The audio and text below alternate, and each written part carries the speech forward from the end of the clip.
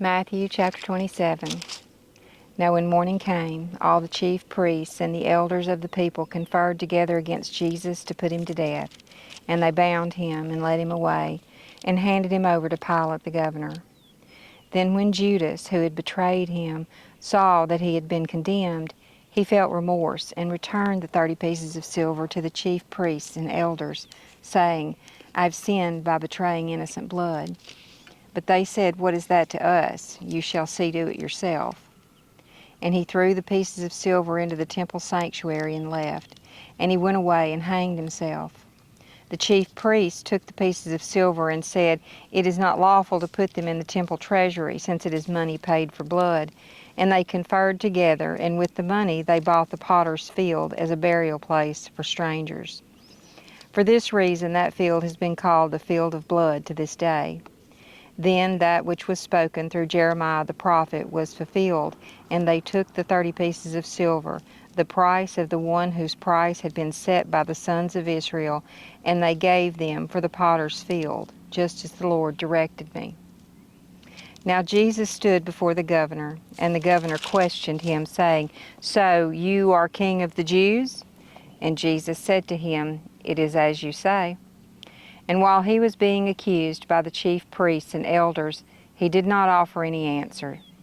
Then Pilate said to him, Do you not hear how many things they are testifying against you? And still he did not answer him in regard to even a single charge, so the governor was greatly amazed. Now at the Passover feast the governor was accustomed to release for the people any one prisoner whom they wanted. And at that time they were holding a notorious prisoner called Barabbas. Now when the people gathered together, Pilate said to them, Whom do you want me to release for you, Barabbas or Jesus, who is called Christ? For he knew that it was because of envy that they had handed him over. And while he was sitting on the judgment seat, his wife sent him a message saying, See that you have nothing to do with that righteous man, for last night I suffered greatly in a dream because of him. But the chief priests and the elders persuaded the crowds to ask for Barabbas and to put Jesus to death. And the governor said to them, Which of the two do you want me to release for you? And they said, Barabbas. Pilate said to them, Then what shall I do with Jesus, who is called Christ? They all said, Crucify him. But he said, Why, what evil has he done? Yet they kept shouting all the more, saying, Crucify him. Now when Pilate saw that he was accomplishing nothing, but rather that a riot was starting, he took water and washed his hands in front of the crowd, saying, I am innocent of this man's blood. You yourselves shall see. And all the people replied, His blood shall be on us and on our children. Then he released Barabbas for them, but after having Jesus flogged, he handed him over to be crucified. Then the soldiers of the governor took Jesus into the praetorium and gathered the whole Roman cohort to him. And they stripped him and put a red cloak on him. And after twisting together a crown of thorns, they put it on his head, and put a reed in his right hand. And they knelt down before him and mocked him, saying, Hail, King of the Jews! And they spit on him, and took the reed and beat him on the head. And after they had mocked him, they took the cloak off him, and put his own garments back on him, and led him away to crucify him. As they were coming out, they found a man of Cyrene named Simon, whom they compelled to carry his cross.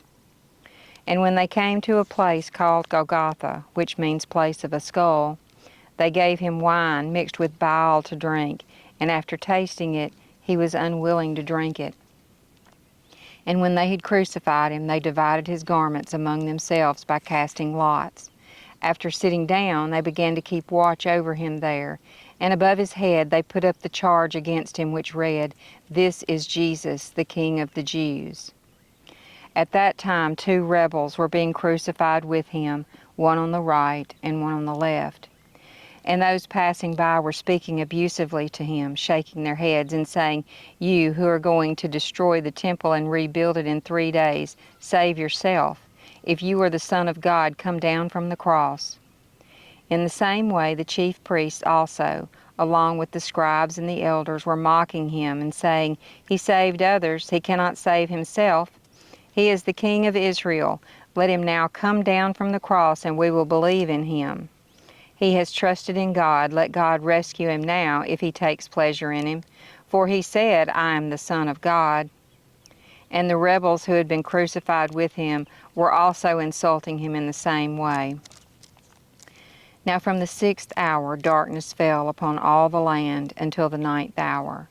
And about the 9th hour Jesus cried out with a loud voice, saying, Eli, Eli, lema sabachthani. That is, my God, why have you forsaken me? And some of those who were standing there, when they heard it, said, This man is calling for Elijah. And immediately one of them ran, and taking a sponge, he filled it with sour wine and put it on a reed, and gave him a drink. But the rest of them said, Let us see if Elijah comes to save him. And Jesus cried out again with a loud voice, and gave up his spirit. And behold, the veil of the temple was torn in two from top to bottom, and the earth shook, and the rocks were split. Also the tombs were opened, and many bodies of the saints who had fallen asleep were raised. And coming out of the tomb after his resurrection, they entered the holy city and appeared to many. Now as for the centurion and those who were keeping guard over Jesus, when they saw the earthquake and the other things that were happening, they became extremely frightened and said, Truly, this was the Son of God. And many women were there watching from a distance, who had followed Jesus from Galilee while caring for him. Among them were Mary Magdalene, Mary the mother of James and Joseph, and the mother of the sons of Zebedee. Now when it was evening, a rich man from Arimathea came, named Joseph, who himself had also become a disciple of Jesus. This man went to Pilate and asked for the body of Jesus. Then Pilate ordered it to be given to him. And Joseph took the body and wrapped it in a clean linen cloth and laid it in his own new tomb, which he had cut out of the rock. And he rolled a large stone against the entrance of the tomb and went away. And Mary Magdalene was there, and the other Mary, sitting opposite the tomb. Now on the next day, that is, the day which is after the preparation, the chief priests and the Pharisees gathered together with Pilate, and they said, Sir, we remember that when that deceiver was still alive, he said, After 3 days I am rising. Therefore, give orders for the tomb to be made secure until the 3rd day. Otherwise his disciples may come and steal him, and say to the people, He has risen from the dead, and the last deception will be worse than the first. Pilate said to them, You have a guard. Go, make it as secure as you know how. And they went and made the tomb secure with the guard, sealing the stone.